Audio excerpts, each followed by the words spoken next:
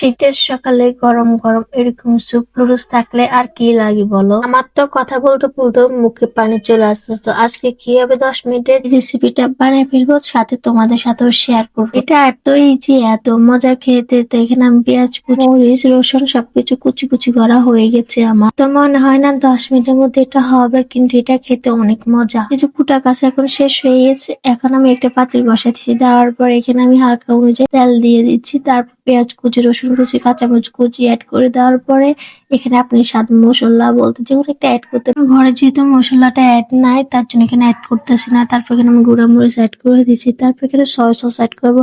Soya সসটা দিলে অনেক কালার সুন্দর আসে, এটা দেখে অনেক এমও কালারটাও হয়।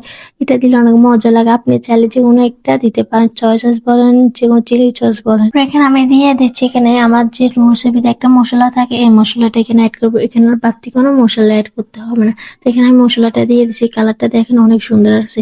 তারপর আপনি যদি ঘরে যদি কর্নফ্লাওয়ার থাকে কর্নফ্লাওয়ার দিতে পারেন, যদি না থাকে তাহলে চালের গুঁড়াও দিতে পারেন, কারণ এটা দিলে একটু ঘন টাইপের হবে। বেশি কর্নফ্লাওয়ারটা অ্যাড করলে অনেক ভালো লাগে, এটা একটু ঘন হয়। তারপর এখানে আমি নুডলস গুলো দিয়ে দিচ্ছি, কারণ আমার রান্না শেষ পর্যন্ত চলে আসছে। এই কর্নফ্লাওয়ারটা দিলে অনেক মজা লাগে। নুডলসটা আমি এই প্রথম রান্না করছি, প্রথম রান্না করে যে এত মজা হবে ভাবি না। এত মজা হয়েছে, এটা আপনি রান্না করে দেখতে পারেন। তারপর এখানে আমি দিয়ে দিচ্ছি যে 2টা ডিম সিদ্ধ, কারণ ডিমগুলো উপরে দিলে অনেক মজাই লাগে। এখানে যেহেতু আমি কোনো ডিম অ্যাড করিনি। তারপর আমার রান্না হয়ে গেছে, সবার জন্য আমি বেরিয়ে নিচ্ছি, কারণ এগুলো তো অনেক মজা আছে। আমি একটু কম রান্না করছি, আমি প্রথম রান্না করছি।